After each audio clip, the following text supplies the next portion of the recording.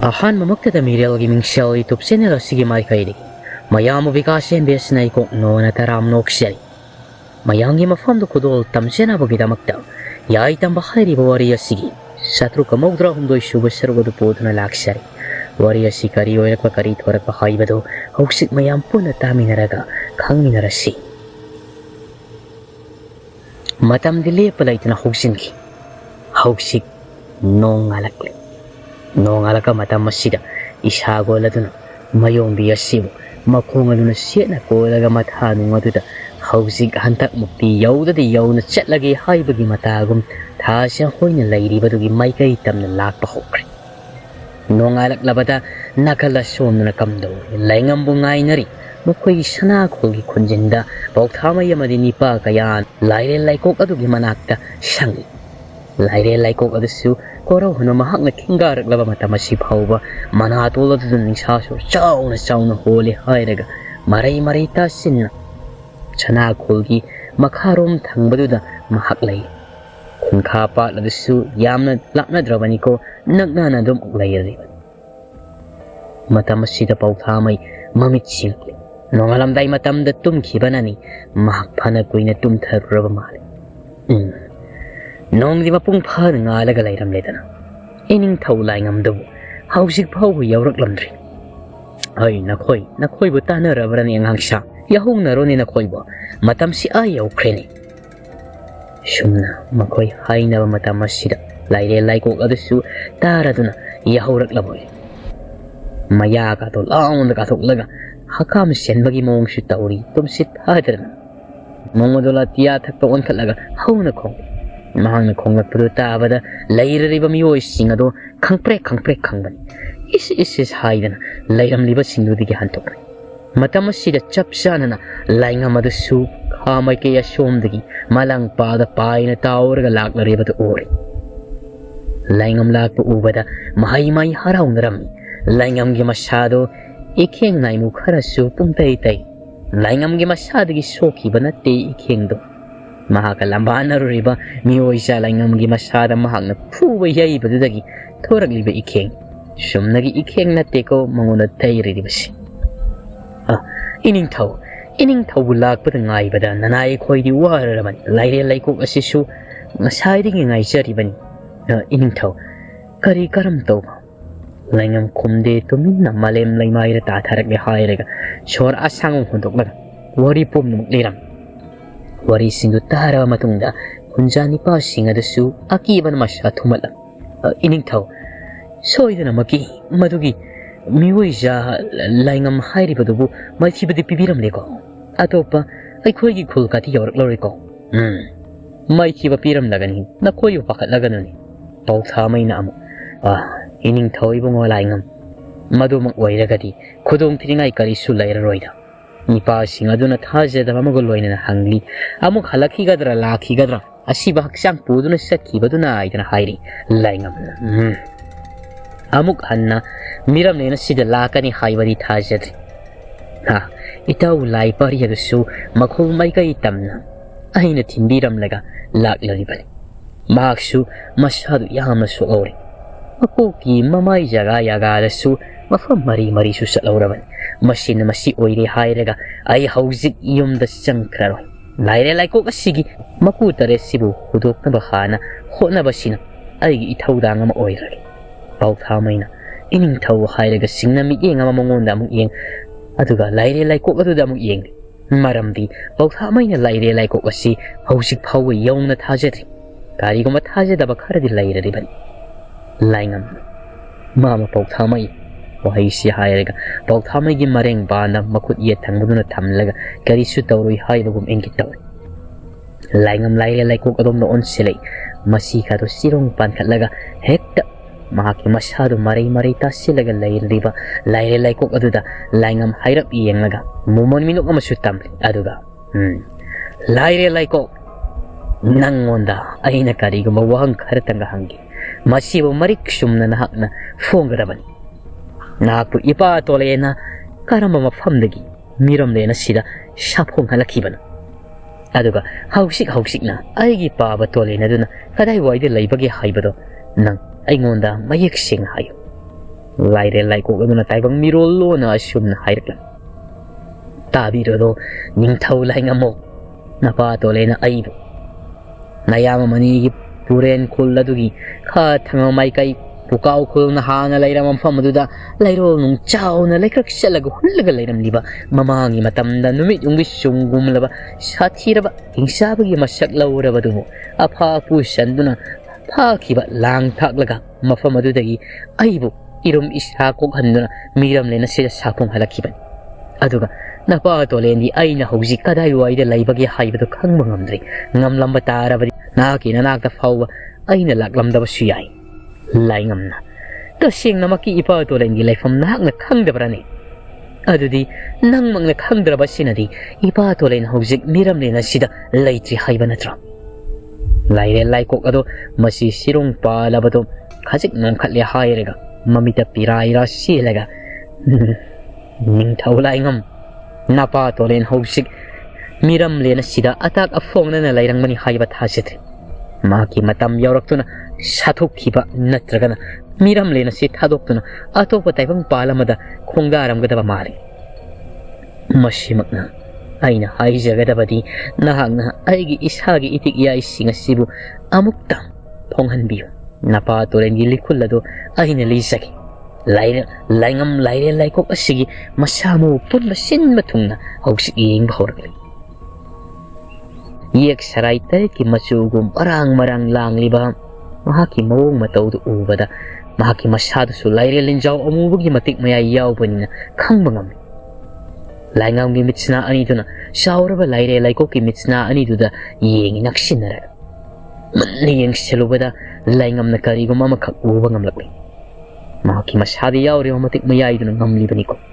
laire laiko ki mitsna asida karigumba yamna wana sangna khankraba thawai mi lamakha uru laisana phasilaga laiba mamini urakli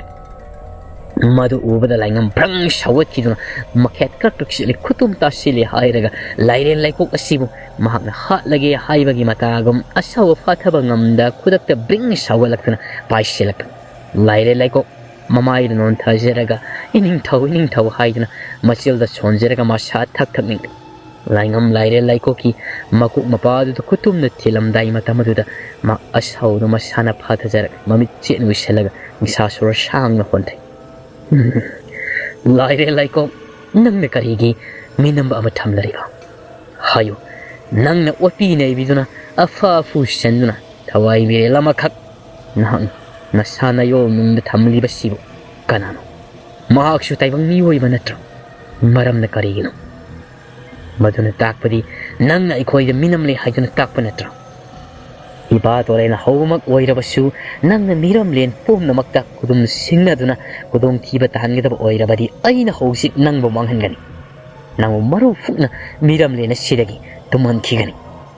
laire laikok aduna masadu thak thakni ko makai mahaki makhut jara jara longthorak le hairaga makhut lona aduna langangi mafamda punem sena hairaklam tabiyo do amai ba tolen ge matcha lainyo nanai ai aseng bu do haisaki mamangi matamna mahakna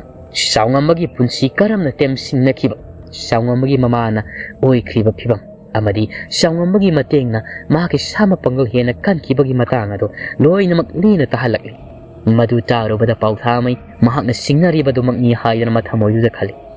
laingamna mamitagi mapira siele hairaga sangmogi punsi wari do taro bada mahak mathamoi soklam aduma oiduna su thawai mirela masangna laire laikok asigi matik maye siyauri banina ma wa makhata bangamte laire laikok aduna amukasu nanai ai bungapi nanai ai ahing bathawai mirel taibang miwoi bagi amadi ai itik ipangal asis changna nabagidamagta mathautai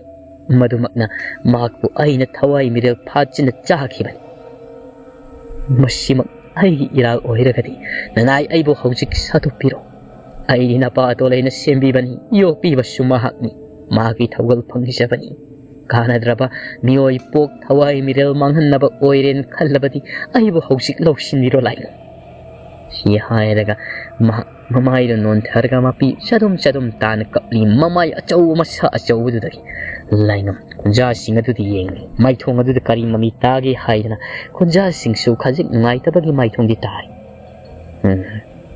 Kari, laire laiko nangna adumak yaurabadi. Adabu, aikhoigi khunja singsi manungda, naki nakuwa si huraba matamda, kanabuno naki nasinjak na tha oige thawai mapiwa haiduna hairakolrusi. Laingam job launu hangado hangbada, laire laiko kumpam khangdi tumina lairi. Apiba sagadaba nati, mahang apamba khanba amasu mathau tari.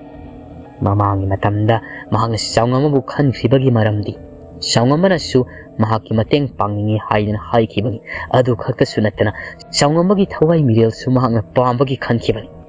Hausik khunja singadugi akoi lengakpada pauthamai yeng tare. Pauthamai khutum sena tasilaga masasu kiboi kaiboi maning halli. Laingam su yenglibani mama pauthamai da u. Laire laikok sini yenglibado. Laire laikok maki makut long thorak libaduna makut killaduna pauthamai da hairi. Ai mahaku pami. Mahaki thawai mirel si aini saba pami. Amai battolengi macha laingam ring launa sawat. Kari, mama pauthamai gi thawai mirel nangna chaba pami haiba kari haina makut kutum no mai hauraga tare hairaga laire laikok asida thilamdai mikuk asidan khanghaudi mapa tolengi khonjel mahaki na pada tarakhiba atayamatana tabanati ipagi laingam nahak na laire laikok adubu khak manghangano laire laikok adugi matengna miram lena sibungak senno matam pumnamakta laigadoribani Isan hak na madu manghan batarabadi miram lena si asaw iralama mangwaga chapman ragadaban. Usin sinana tayo na kimama pauthamay na trabasuyagani. Napa ay di kong kutpum ng pazinduna taibang sebe mapu mahak na ay bu apa pansanduna tamlaredo. Matam kibik din napa ay bungay mo napa ay na hay bayawa si pang tuu manghan gano'y pari laire lay kong manghan gano' ayun manakong singyayay na mapagisyon hang nabakonsel dahil chak lepi laire lay ko kimamay mapachilam dahil sa bukuto may rang hori hay mayam po na laingam gi ang akamatawado diye laingam mapagi o hayo talaga maki asawa do mamit usyalaga patari bukut kutumado susingsal laire lay ko adudi siragani mahak aroy bo oiregani haidana mamit ku isyan ngairaga lairam labani laingam gi kutum achaw laingam na laire lay ko mama pauthamay di yaroy mahak di kulla sige miyoy nati tongan ba kulla magimini nang apamba miyoy mahayga mama pauthamay nataba kulla sige miyoy oiba kunjani pa singado mahay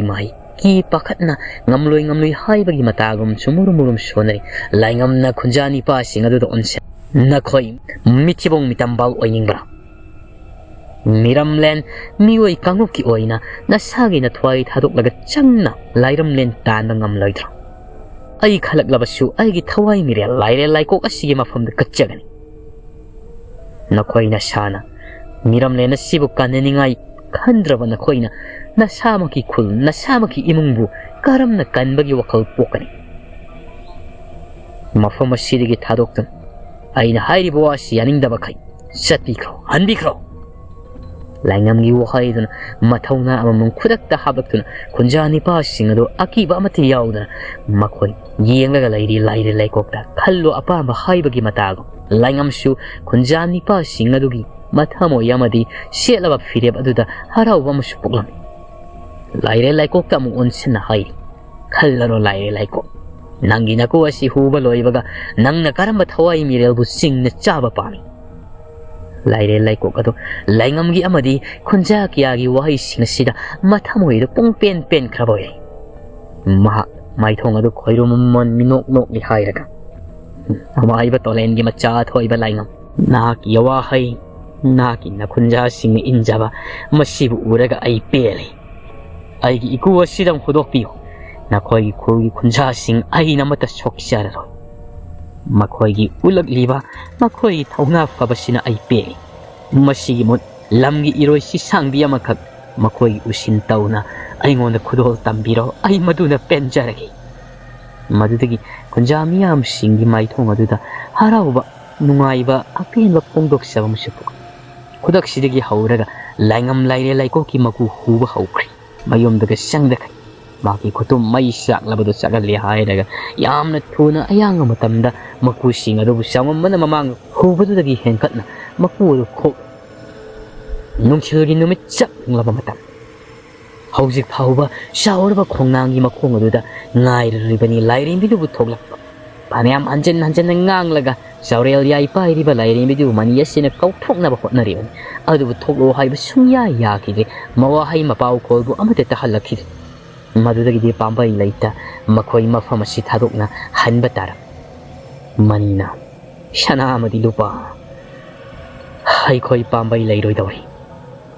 lairin biya sina shupai makpai sinkredo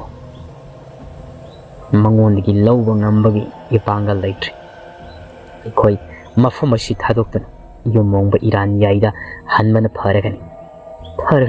pharagani khulakpa aduna torsi hainaduna makoi mafam asibu thadokna saurel yai lawdabida chatkri puren ko mai kai tamna makoi nek chatti baga khongnang masaduda makong yan tharga phamle hairega masak matau sangkholabi lairim bi adu mak saurel yai du pairi hairega nok tana lehori hausik mata masimak tadana nakala marom na kamdawi ishagol ado yawrak thaj amadi mama nipi kayana lairiba singdom masa tawkhatlaga lairiba tuda hausik mama masa makoi pum namak mitrangi mahai tunga naram le hairega mafam asida koyom taibang sabiwa maku laining thau sanami himma koibu thauni jaduna laijarami mamangi matamda mitrang khulda lairingai laining thau sanami iratna mitrang mapi hairiba laidu iratna lairambani adu makoi miram lena sida thorak laba singdum masa sida lairaba matamdari mitrang pum namak thadoklaga laining thau sanami bu ira thauni duna makoi mafam asigi uhai kaya charadana laijarami manak nakpada thaja asiga sagol akiba isagol adu sulairami makoina lakpa ubada isagol adu pring song kai kaya da harau jariba kana sukong mafam machi masida ukha unakta famlaga khoyum lai ningna rambi nipi kaya da su mamit pangthok nar uri mayom bi ba puduna lakli ba mayom mi su mamit adu kapai fangla gi yang lakpa urari ba maksu harau jarami isagol asina mafam asitam na pubirapa makoi hausik tari adu mafam asida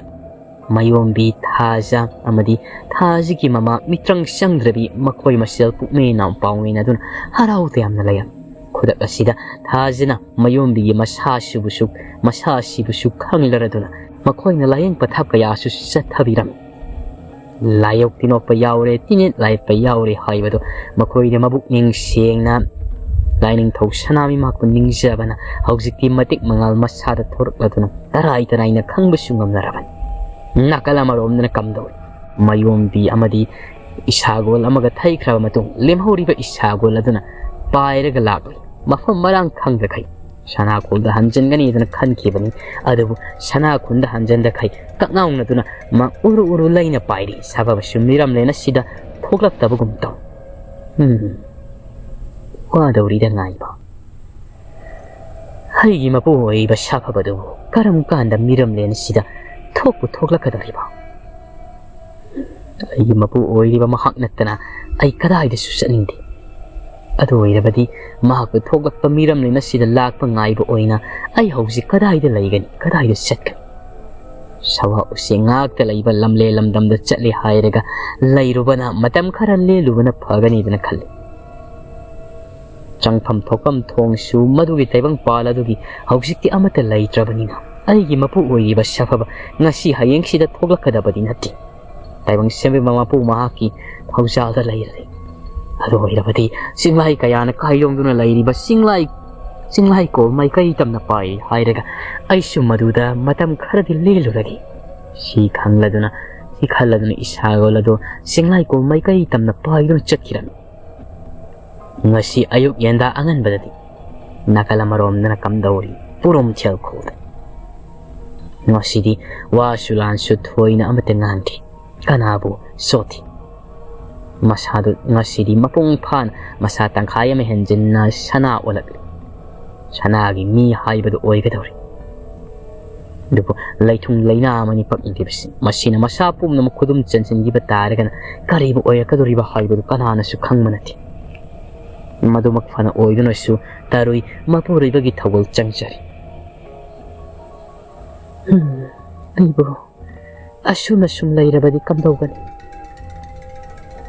Altai Chibadubi Laiwal Chanbadu Sului Loiram Lagan Ipuroi Basibu Pure Hairaga Aina Kadai Waiduno Mahaki Masadi Laina Laitung Pakpum Sandor Libasibu Kopi Bangamgada Amai Batolen Mahaksu Miram Lenas Amai Batolen Mahaki Mafam Tamna Setkadabadusu Nupiza Aina Karam the Kamlugan Pari Aina Ngamnadaba Rum Tel Kulasibu Tadokto Haingang Sing Ibato Marjing Maki Kubam Aikoina Matam Kaya Changjaduna Lairamba Mafamadu Satli Hairaga Tawni Pare Siluragi Masina Aikoigi Amatangailaba Ipuroyu Kaningai Pambai Oiragan Maikai Ngakluba Ibado Marjing Nanai Ruibi Amadi Nanai Ruiba Anibu Aswengam Yaudana Naki Nakaida Yohan Biuko Hayan Matay Manaw Animak Sananabagida Magda Tarui Wakal Munna Tare Tara Tonga Kalam Makoy Lemoriba Punsi Ibado Marjing Singda Liluragi Haiduna Sukal Mapuro Iba Sigapuraga Kulashida Matay Manaw si Set Krabadi Kulak bi Haibadu Lairanoy Madumaki Toina Kaludi Mawa Mapuro Iba Sitabukan Mangamlabadi Haibagi Wakal Tani Kalariba Taru Yashina Ayu asida Nabu Tabo Pio Yomli Hairaga Mahaki Manayo Ibi Singaduda Mapira Chelaga Yawa Posana Hiram Masibu Tadokuna Setlaragi Haidam Kulakina Tadokani Natabada Kulinipani Pi Kayasu Mamita Mapira Chelaga Jangsilakla Adu Makoina Kamananda Kudak asida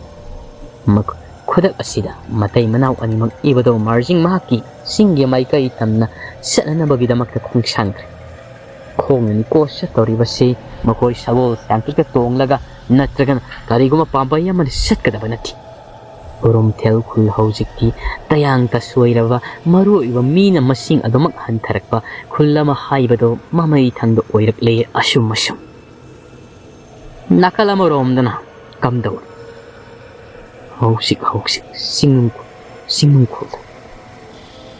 Asiba Amadi Maishaklaba Ati Akai Kaya Lady Bataki Karigumama Hogotlaga Satkiba Gumna Hotaraga Lady Lemaido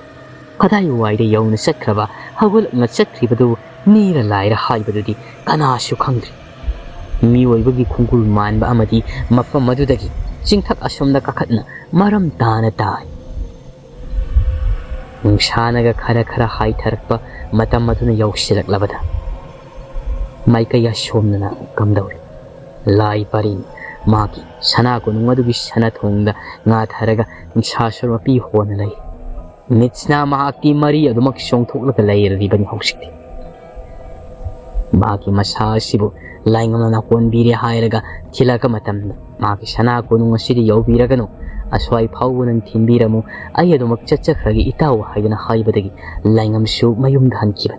Makona Sum Lakpan Mak Aram Korang Bawaban Helmalaktana Amadi Maki Masada Lairi Riba Minglen Tawaiza Pangtoibagi Matik Miaisisu Handribagi Mak Pum Namak Asibu Kangjina Mapukning Pirai Sina Makoi Sanatonga to the Naraga Pamlagalay Nayakti Makoi Gining Tau Lai Parini Haibadu Kanam the Kangamdi Aki Pakatpagaloina Asibu Kando Sige Haidan Lay Marin Bitara Maria Duga Wari Gayashu Sana Wa Kandaraman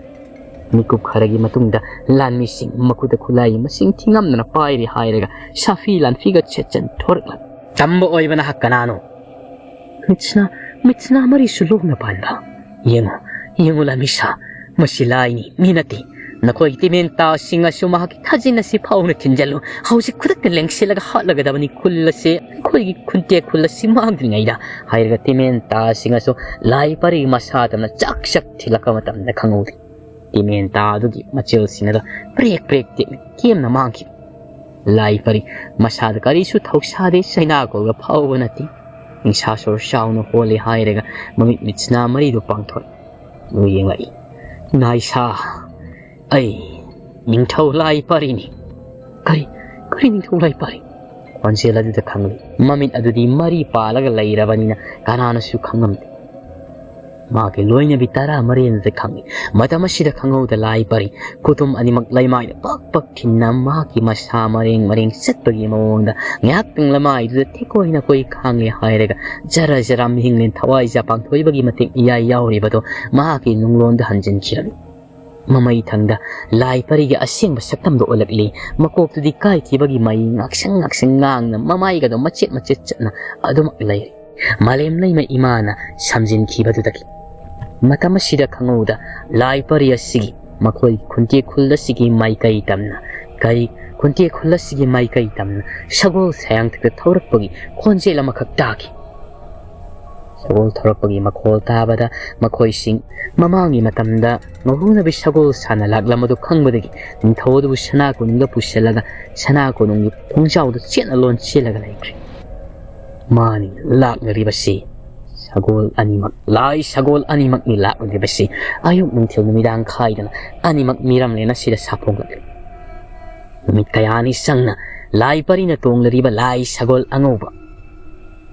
numit kayani sangna yairam lengi lai sagol na tong lariba lai sagol angoba amadi yaitama na tong lariba lai sagol amuba makoy masya lan tengarakpada mamay tangdadi makoy masyan manadun miram len pum na makudum chalarasi ay wari asidi yanaradun lak larib ihan hanbada yairam lengi lai pari asigi yak na kudum san kiba kunte kullasidagi haurasi haid amana ngawraba maiku kayagi inatuna lakli amana musin muraba maiku ay kariyoy tawba kayani inatuna lakli makoy matunda kira ba shabtra kayani inatuna lakli yairam lengi lai pari magi musin muraba thangsangadu tintoktuna kullasida landa selasi haiduna hai matamasida khangawdan kullasige mafam pumnamak amubala sil kayana jara konjin kibani nusana tarang thoklamadugi mohutta mamay tangda kunte kullasigi akoy basida amu maikhoy kayoy tawba kayamna kupsin khraba matungda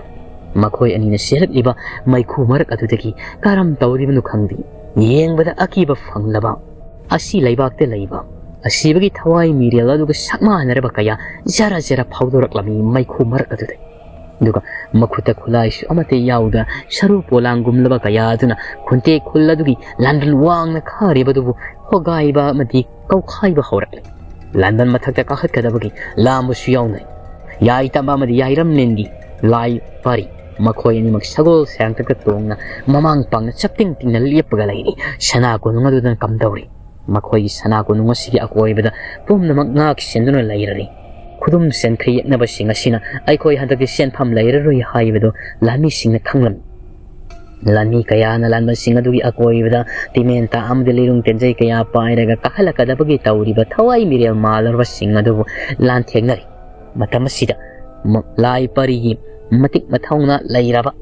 mahaki dam matam pum namakta achara manai oiduna lairaba ahumaduna lai pari sima sa suware samayung yaba sungam laroi amadi lak lariba si tamchiraba khoyum lai ngakten masida mayuk narurabadi siba khakten masimang na makoy ningthaw asibu karam tawna mafam asidigi laithokani haiduna khanarka matamda ningthaw amadi lai marin bitara mari makmunna tabiro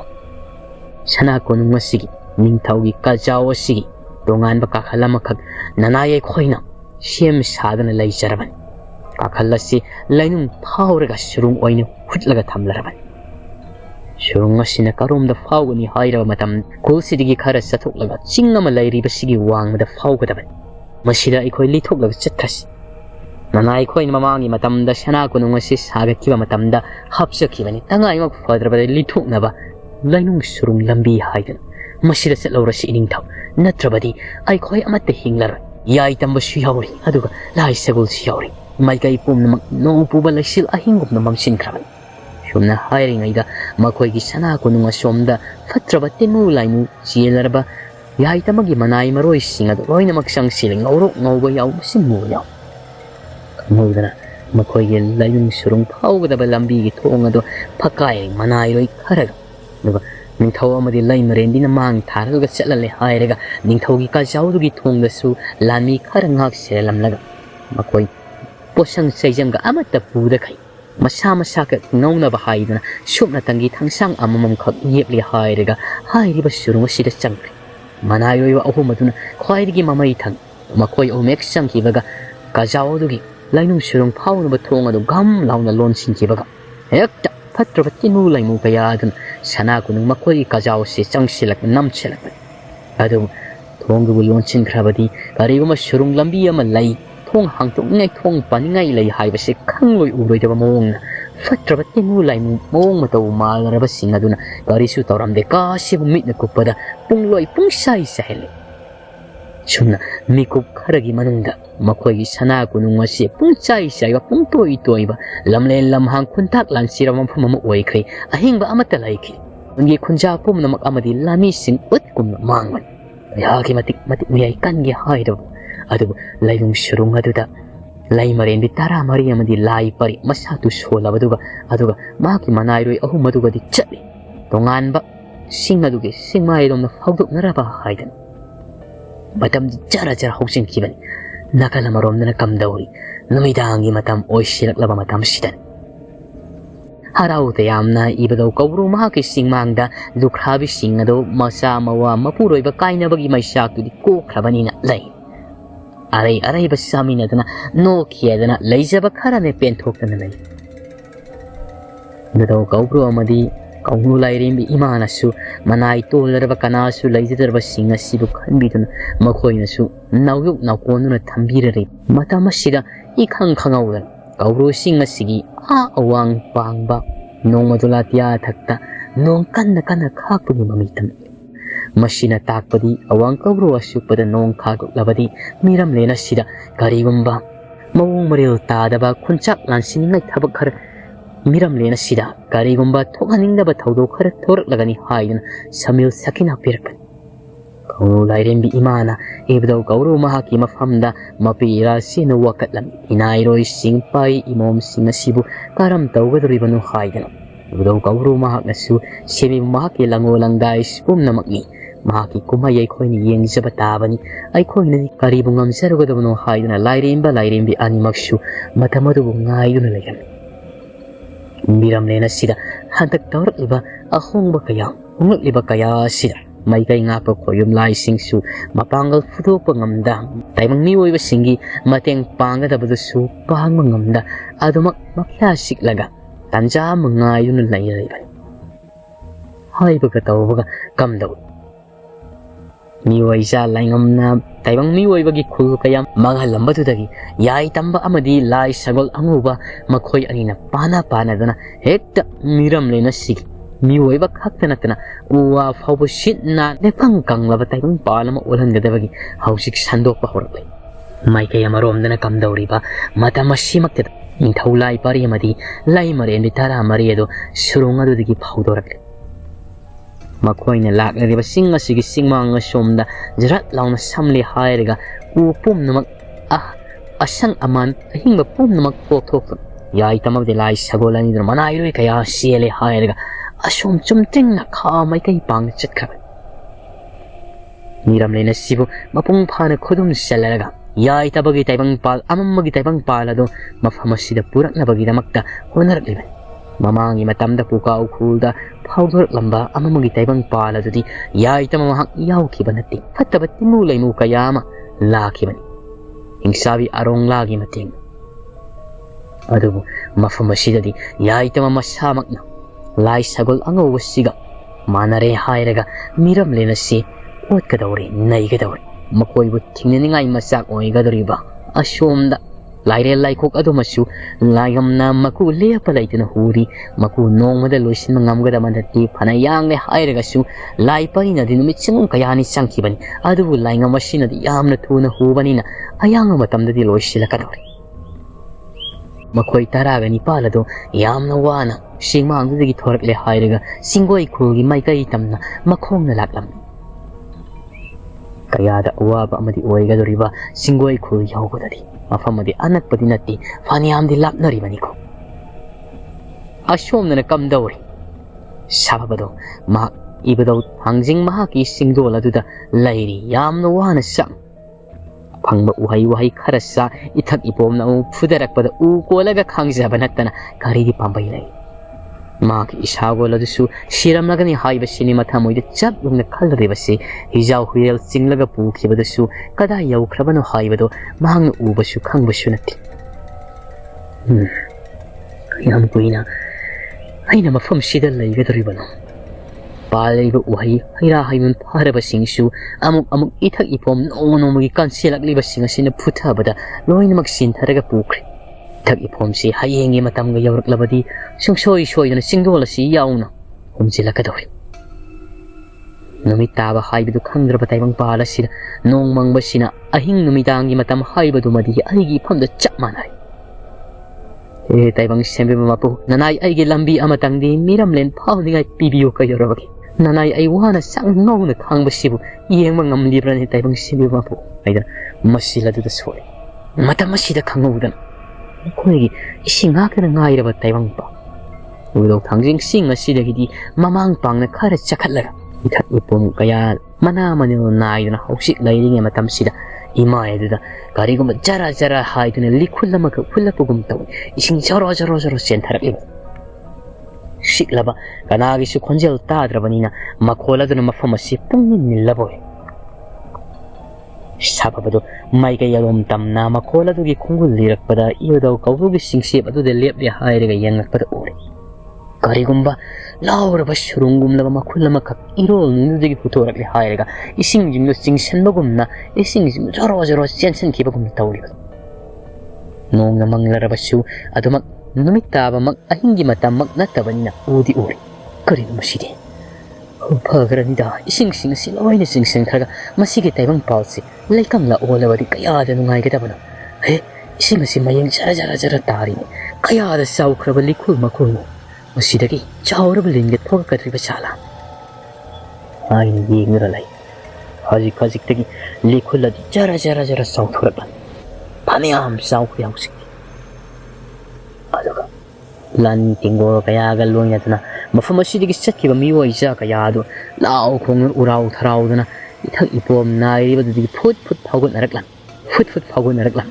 ꯃꯈꯣꯏ ꯍꯦꯛ ꯐꯥꯎꯒꯠꯂꯛꯄ ꯍꯧꯕꯒ ꯃꯈꯨꯜ ꯑꯗꯨꯗ ꯏꯁꯤꯡ ꯀꯌꯥ ꯆꯤꯡꯁꯤꯜꯂꯤꯕꯗꯨ ꯆꯞ ꯂꯦꯞꯈ꯭ꯔꯦ ꯏꯁꯤꯡꯗꯨꯗ ꯏꯇꯥꯎꯅ ꯃꯈꯣꯏꯁꯤꯡ ꯑꯗꯨ ꯖꯔ ꯖꯔ ꯖꯔ ꯏꯟꯊꯣꯔꯛꯂꯅꯤ ꯃꯈꯨꯜꯁꯤꯡꯗꯨꯗꯒꯤ ꯑꯗꯨꯕꯨ ꯃꯈꯣꯏ ꯏꯁꯤꯡ ꯑꯗꯨꯗ ꯇꯥꯎꯖꯕ ꯅꯠꯇꯅ ꯀꯔꯤꯗꯤ ꯄꯥꯝꯕꯩ ꯂꯩꯔꯤ ꯑꯣ ꯈꯣꯡꯅ ꯂꯥꯎꯏ ꯀꯞꯂꯤ ꯃꯔꯝꯗꯤ ꯃꯈꯣꯏꯒꯤ ꯂꯨꯆꯤꯡ ꯐꯨꯔꯦꯜ ꯑꯣꯏꯔꯤꯕ ꯃꯤꯑꯣꯏ ꯂꯥꯏꯉꯝ ꯑꯗꯨ ꯁꯤꯔꯒ ꯄꯨꯔꯛꯂꯕꯅꯤ ꯃꯤꯔꯝꯂꯦꯟꯗꯒꯤ ꯃꯊ꯭ꯋꯥꯏ ꯍꯤꯡꯍꯧꯅꯕ ꯆꯦꯜꯂꯛꯄꯗ ꯀꯔꯝꯅ ꯂꯝꯕꯤ ꯂꯤꯈꯨꯜ ꯑꯁꯤꯕꯨꯁꯨ ꯐꯥꯂꯛꯂꯤꯕ ꯃꯥꯏꯆꯧ ꯑꯍꯨꯝ ꯑꯗꯨꯒꯤ ꯃꯇꯤꯛ ꯃꯌꯥꯏ ꯀꯌꯥ ꯁꯤꯖꯤꯟꯅꯔꯦ ꯍꯥꯏꯔꯒ ꯃꯈꯣꯏ ꯂꯝꯕꯤ ꯂꯤꯈꯨꯜ ꯑꯁꯤ ꯐꯥꯎꯔꯛꯂꯤꯕꯅꯤ ꯍꯟꯗꯛ ꯐꯥꯎꯔꯛꯄꯁꯤꯗꯒꯤ ꯑꯃꯨꯛ ꯍꯟꯅ ꯃꯈꯣꯏ ꯃꯤꯔꯝꯂꯦꯟꯗ ꯈꯣꯡꯗꯥꯕꯗꯤ ꯌꯥꯔꯔꯣꯏ ꯀꯌꯥꯗ ꯌꯥꯝꯈ꯭ꯔꯕꯅꯣ ꯂꯥꯟꯃꯤ ꯇꯦꯡꯒꯣꯜ ꯀꯌꯥ ꯏꯁꯤꯡ ꯂꯩꯈꯨꯜ ꯆꯥꯎꯔꯕ ꯃꯈꯨꯜ ꯑꯗꯨꯗꯒꯤ ꯐꯥꯎꯒꯠꯂꯛꯂꯤ ꯂꯥꯎ ꯈꯣꯡꯗꯨꯅ ꯀꯞꯂꯤ ꯑꯅ ꯐꯖꯅ ꯆꯥꯎꯔꯕ ꯏꯄꯥꯛ ꯑꯗꯨꯗ ꯃꯨꯁꯤꯟ ꯃꯨꯅ ꯍꯦꯛꯇ ꯂꯥꯟꯃꯤ ꯇꯦꯡꯒꯣꯜ ꯀꯌꯥꯗꯨꯅ ꯄꯩꯉꯣꯏ ꯂꯩꯕꯅꯤ ꯃꯃꯩ ꯊꯪꯗ ꯃꯥꯏꯆꯧ ꯑꯍꯨꯝꯗꯨꯅ ꯃꯤꯑꯣꯏ ꯅꯤꯡꯊꯧ ꯂꯥꯏꯉꯝꯒꯤ ꯑꯁꯤꯕ ꯍꯛꯆꯥꯡ ꯑꯗꯨꯕꯨ ꯀꯣꯛꯊꯣꯡꯅꯔꯦ ꯃꯔꯦꯡꯕꯥꯟꯗ ꯍꯥꯞꯂꯤ ꯍꯥꯏꯔꯒ ꯀꯞꯇꯨꯅ ꯃꯈꯣꯏꯁꯤ ꯄꯨꯔꯒ ꯂꯥꯛꯂꯤ ꯃꯇꯝ ꯑꯁꯤꯗ ꯁꯥꯐꯕ ꯋꯥꯈꯜ ꯑꯃꯈꯛ ꯂꯥꯛꯂꯤ ꯍꯩꯁ ꯑꯩꯅ ꯃꯤꯔꯝꯂꯦꯟꯗ ꯊꯣꯛꯄꯒꯤ ꯑꯁꯦꯡꯕ ꯇꯟꯖꯥ ꯍꯥꯏꯔꯒꯗꯤ ꯃꯁꯤ ꯁꯣꯏꯗꯅ ꯑꯣꯏꯔꯒꯅꯤ ꯃꯈꯣꯏꯅ ꯊꯣꯛꯂꯛꯂꯤꯉꯩ ꯃꯤꯔꯝꯂꯦꯟꯒꯤ ꯊꯣꯡ ꯑꯁꯤ ꯍꯥꯡꯉꯤꯉꯩ ꯐꯥꯎꯁꯤꯜꯂꯛꯂꯤꯉꯩ ꯃꯤꯀꯨꯞꯇ ꯑꯩ ꯃꯐꯝ ꯑꯁꯤꯗꯒꯤ ꯆꯠꯍꯧꯕꯅ ꯐꯒꯅꯤ ꯁꯥꯐꯕ ꯋꯥꯈꯜ ꯑꯁꯤ ꯈꯜꯂꯛꯇꯨꯅ ꯖꯔ ꯖꯔ ꯉꯝꯂꯕ ꯆꯤꯡꯗꯣꯜ ꯑꯗꯨꯗꯒꯤ ꯆꯦꯟꯊꯔꯛꯂꯦ ꯍꯥꯏꯔꯒ ꯁꯣꯔ ꯑꯃꯨꯛꯇꯪ ꯆꯥꯎꯅ ꯍꯣꯟꯅ ꯏꯁꯤꯡ ꯑꯗꯨꯗ ꯆꯣꯞ ꯂꯥꯎꯅ ꯆꯣꯡꯊꯈ꯭ꯔꯦ ꯃꯇꯝ ꯑꯁꯤꯗꯗꯤ ꯃꯤꯑꯣꯏ ꯂꯥꯟꯃꯤꯁꯤꯡ ꯑꯃꯗꯤ ꯃꯤꯑꯣꯏꯒꯤ ꯃꯩꯆꯧ ꯄꯨꯝꯅꯃꯛ ꯅꯥꯀꯜ ꯑꯋꯥꯡꯂꯣꯝꯗ ꯂꯣꯏꯅꯃꯛ ꯏꯁꯤꯡ ꯑꯗꯨꯗ ꯇꯥꯎꯅ ꯀꯞꯇꯨꯅ ꯃꯈꯣꯏꯒꯤ ꯂꯩꯀꯪꯂꯥ ꯀꯩꯗꯣꯡꯐꯝ ꯃꯐꯝ ꯑꯃ ꯊꯤꯗꯨꯅ ꯆꯠꯅꯅꯕꯒꯤꯗꯃꯛ ꯏꯔꯣꯏꯔꯒ ꯆꯠꯈ꯭ꯔꯦ ꯃꯈꯣꯏꯅꯁꯨ ꯃꯃꯥꯡꯗ ꯂꯩꯔꯤꯕ ꯆꯥꯎꯔꯕ ꯆꯤꯡꯖꯥꯎ ꯑꯁꯤ ꯏꯕꯗꯧ ꯀꯧꯕ꯭ꯔꯨ ꯃꯍꯥꯛꯀꯤ ꯆꯤꯡ ꯑꯣꯏꯕꯅꯤꯅ ꯃꯐꯝ ꯑꯁꯤꯗ ꯆꯪꯅ ꯃꯈꯣꯏ ꯂꯩꯕ ꯉꯝꯗꯦ ꯑꯗꯨꯅ ꯑꯇꯣꯞꯄ ꯆꯤꯡꯗꯨꯝ ꯑꯃ ꯊꯤꯔꯗꯨꯅ ꯃꯈꯣꯏꯒꯤ ꯂꯩꯐꯝ ꯑꯁꯤꯕ ꯍꯛꯆꯥꯡ ꯑꯗꯨꯕꯨ ꯄꯨꯔꯒ ꯆꯠꯈ꯭ꯔꯤꯕꯅꯤ ꯃꯈꯣꯏꯅ ꯊꯩꯈ꯭ꯔꯤꯕ ꯃꯥꯏꯀꯩ ꯑꯗꯨꯒ ꯁꯥꯐꯕꯅ ꯂꯥꯛꯂꯤꯕꯁꯤꯒꯗꯤ ꯇꯨꯡ ꯃꯥꯡ ꯃꯈꯣꯏ ꯂꯣꯏꯅꯃꯛ ꯖꯔ ꯖꯔ ꯍꯣꯟꯗꯣꯛꯅꯈ꯭ꯔꯦ ꯆꯥꯎꯔ ꯃꯈꯨꯜ ꯑꯗꯨ ꯖꯔ ꯖꯔ ꯁꯨꯝ ꯄꯤꯛꯁꯤꯜꯂꯛꯄ ꯃꯇꯝ ꯑꯗꯨꯗ ꯏꯁꯤꯡꯗꯨ ꯆꯤꯡꯁꯤꯟꯈ꯭ꯔꯦ ꯖꯔ ꯖꯔ ꯉꯁꯥꯏ ꯃꯈꯩ ꯏꯁꯤꯡ ꯆꯤꯡꯁꯤꯜꯂꯝꯗꯕꯗꯣ ꯁꯥꯐꯕꯁꯨ ꯏꯔꯣꯏꯔꯒ ꯂꯥꯛꯄꯅꯤ ꯏꯁꯤꯡ ꯑꯗꯨꯅꯒ ꯖꯔ ꯖꯔ ꯆꯤꯡꯁꯤꯟꯕꯅꯤ ꯃꯈꯨꯜ ꯑꯗꯨ ꯈꯖꯤꯛꯇꯪ miyoiba ama litpada yamna wana thoklagadaba mapkhunmuk chawkri madudagi Safaba mahaksu kanna masado honjinbadagi jara jara litchankri khongdonda chapkadaba khajik ngairaba kanda sat lawn lichinkire mafam adu ngihakki matungda punghang hangukre isingdo hanagi matawgum leiteng manana laikre Safaba kan urau tharauraga masa sibu kadaidono khangdaba jara jara singsenba athong maram khangda khai pungmam sumama mafam aduda mak paithari singthari adumak laikha nungdara lairo nungdara khangda kan lauri aibu kan bio amai ba tolen malem taimang pausimi mapu hainan lai suri mak na sori mathong maram khangda khai mak adumak singthari kadai waido faudora khadriba handak hangli ba thong asidi mamahangi matamda hanglakpa thong sing adugadi amata manadi masidi maisau ohum adugi makoigi tongana matik mayaina semkhiba thong matamdi lepa laitana jara jara hauki hauksikti miram lenda nong fungalakpi nong alaklaraba matam asida chap chana hek laingamna sau sanglaba laire laikok adugi masu tare ki makudu huba loyra hek huba loibaga masadu jara jara jara haidana phagalaklam hanadagi hena mapangan kangkhalapugum taw madudagi laingamna manairoi singde indina mapiki ahing nung soiba tomda khai manairoi singnasu lamgi iroi si sangbi ama koithi thira reibani miyoibaki magut sinna laire laikok asida pizza khina ba haidana madumak phanglaraduna laingamna haibaga tawbaga singlaga pusilaklami makoina chupli kisana pharga purakliba urabra laire laikok aikoi kolgi khunjagi thawai chabagi muhut nahang haibagi matung inna usil oina sauraba lamgi iroi si sangbise nangi mafamda aina hausik sinarabani masibu chare hairaga nahak naning nakha tamna miram lena sigi phatraba pumnamak samayung yajarroko aduga amuk hannasu naku husen biduna hanagum amuk hannasu nak masu tare langna aigi ifamda halaktabasu oyuko yen haigre khudakta maya launa kathokle hairaga lamgi iroi si sangbido maya aduna mamai sinma thungna phau umjinkhib aduga khangudana laire laikok adugi masadagi magi tongan bab singlai gumna masa phantorak aduga masado jara jara the khoi tawraga malang paladuda pakhet thiram amai ba tolingi masa laingamda aroi bidai mityeng aduna yengamni hairaga karo mai kai duna mahangna pai kribasi sana khulasi thabat na lale hairaga sana khulgi nongphuk mapa chumna ni pairaga chatkriba maki masada samil pangkrabani miram nena sida to khayang khaira kadaba kariguma fatraba khoyum laigi likhul lam fanglabani matama sida nakalama romna mayombi gi masa ngamdrabado ngasidi khara safat thaja madi mama masana kanna laihing biwadagi mayombi gi makhwang gi yepliba hangsang ado ma yepli haiba masana amuk kawi mine yengbada su khangmanati adobo ngasidi khangawdana makhwang dara niglaklam karigum amaka kanna nomugum tawruklam madudigi mayombi makhul aduna marubada thengari hangi thakum hapa saura mureng thangsang makhwang yeplibado khangning ningsinga am thangsang adubu lokthukle hairaga makhul anina thangatli nongodola tia thaktamna numit ke mangal mapadu thamlu matamda thangsidagi muri tawraba manil phrang karakpado ure kanana mayombina masilda su tapna soli oh nangi matam yaurak laboire mureng thangsang